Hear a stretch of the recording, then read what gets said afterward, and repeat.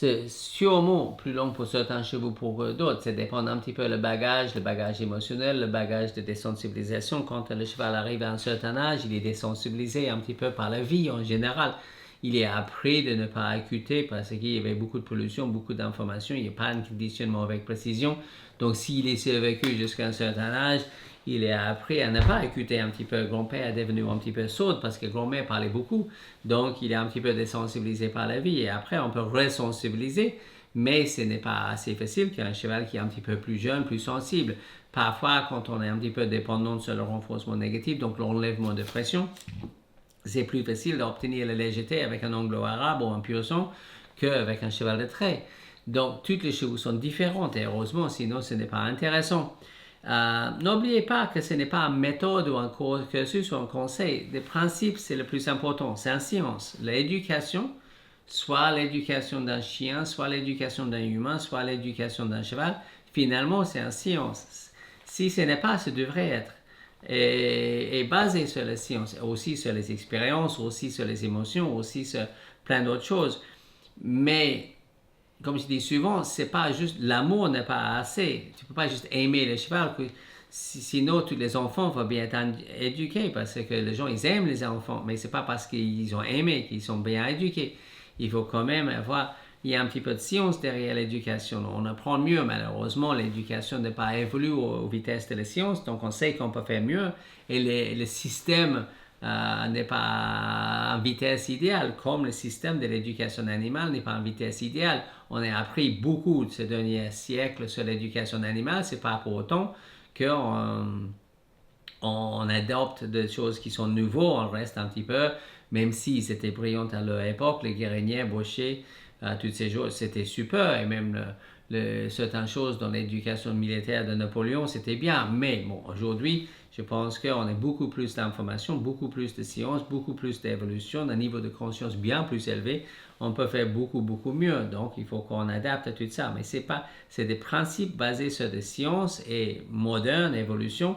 On sait mieux en mieux comment bien éduquer les animaux. Dans certains milieux, le milieu aquatique est très, très évolué. Malheureusement, on peut poser pas mal de questions sur l'éthique d'avoir un orque ou un dauphin dans une piscine, ça je comprends très bien. Mais ce milieu-là, eh bien, élever la conscience sur l'éducation animale, ce qu'ils étaient capables de faire avec des dauphins, avec des orques, avec les animaux aquatiques, ça a aidé un petit peu d'élever le niveau de conscience dans l'éducation animale. Tout ça, c'était amené un petit peu dans le milieu zoologique ou dans le zoo, c'est mieux en mieux.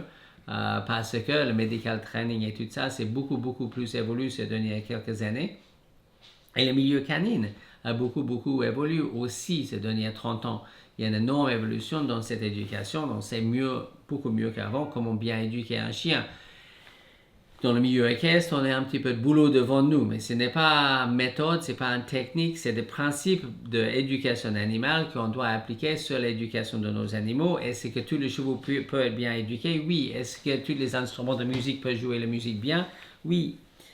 Si tu me donnes les guitares de Mark Knopfler, le Dire Straits, Elton John, le piano, je ne sais pas quoi, tu me donnes un super instrument de musique, je ne peux pas jouer un bel morceau de musique. Quelqu'un me disait l'autre jour, combien de temps se prend pour faire ça avec un cheval? Et j'ai rigolé un petit peu, je disais, tu sais, un morceau de musique, ça prend 6 minutes. Un bel morceau de musique, je pense de plusieurs morceaux de musique que j'aime beaucoup, 5-6 minutes. Donc, on peut dire que ce morceau de musique, il prend 6 minutes. Mais non, si Elton John il fait un bel morceau de musique, est-ce que ça prend 6 minutes? Non, c'est pris 45 ans et 6 minutes. Parce que c'est pris 45 ans pour former le musicien. Le morceau de musique, il était très court. Les années que ça a pris pour jouer ce morceau de musique étaient très longues. Donc, c'est très rapide. Éduquer un cheval, c'est très rapide. Mais devenir un bon éducateur de cheval, c'est très long.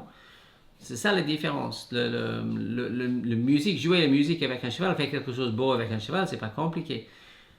Devenir le musicien pour le faire, ça c'est compliqué. Par contre, ça prend un petit peu plus de temps. Donc, quand on dit, si je fais ce que vous dites avec beaucoup de précision, je ne sais pas le mot, c'est ça qui prend le temps. C'est être capable de faire ça avec une vraie justesse. Est-ce que le dosage était correct? Est-ce que le timing était correct? Est-ce que j'ai fait exactement le bon dosage dans le bon moment, avec le bon modelage, avec le bon timing, avec toutes ces choses-là? Ça prend un petit peu de temps.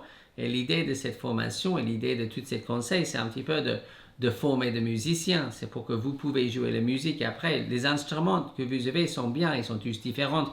Certains sont plus sensibles que d'autres, certains sont moins sensibles. Tous les chevaux sont des bons chevaux.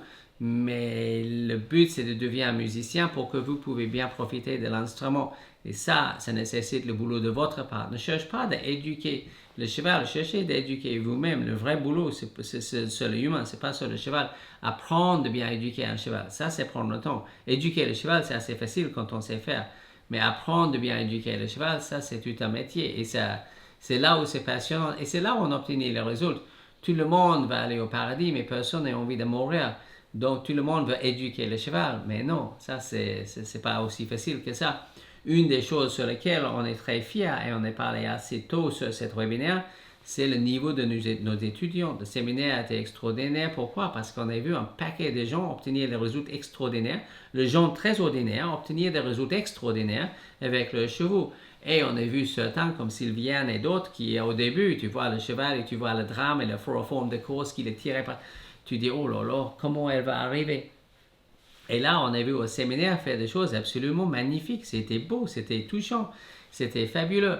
Est-ce qu'elle a éduqué son cheval bien? Oui, mais le boulot était fait sur Sylviane, c'était pas fait sur le cheval. Le cheval était déjà bien. Si quelqu'un qui savait bien éduquer un cheval aurait arrivé. Mais le vrai boulot, c'était pour Sylviane d'arriver, d'avoir le niveau nécessaire pour aider le cheval. Donc, quand on utilise une phrase aussi banale que devient l'humain que votre cheval a besoin, la phrase est loin d'être banale. C'est le vrai boulot de devenir l'humain que le cheval a besoin pour que tu peux aider le cheval. Mais le vrai boulot, c'est apprendre d'être capable de se mettre en question, d'être capable d'apprendre, d'être capable de faire tous les exercices qui amènent vers le résultat.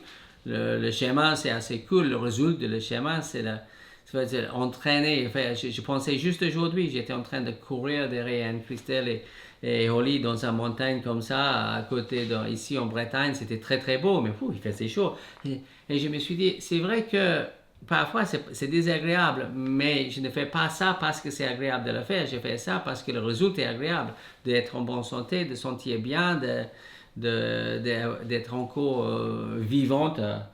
10h30 du soir en train de répondre à la question et tout ça, c'est le résultat de le travail qui est intéressant. Le travail, c'est le travail. L'entraînement, c'est l'entraînement. Le résultat de l'entraînement, lever le matin, courir quand il pleut, latéral, il froid et tout ça, qui a envie de faire? Personne. Mais qui a envie d'être en forme et sentir bien? Tout le monde. Donc, pareil, tout le monde a envie d'aller au paradis, mais personne n'a envie de mourir. Donc là, le vrai boulot maintenant, c'est à vous. Ça va être beaucoup plus facile de trouver les excuses, de dire il est trop chaud, il est trop froid, il est trop ci, il est trop sale. Hein. Mais ça va être trop facile. Ne faites pas. Vous, des nouveaux steppers, prenez un engagement et décidez. C'est jamais facile de devenir un très bon musicien.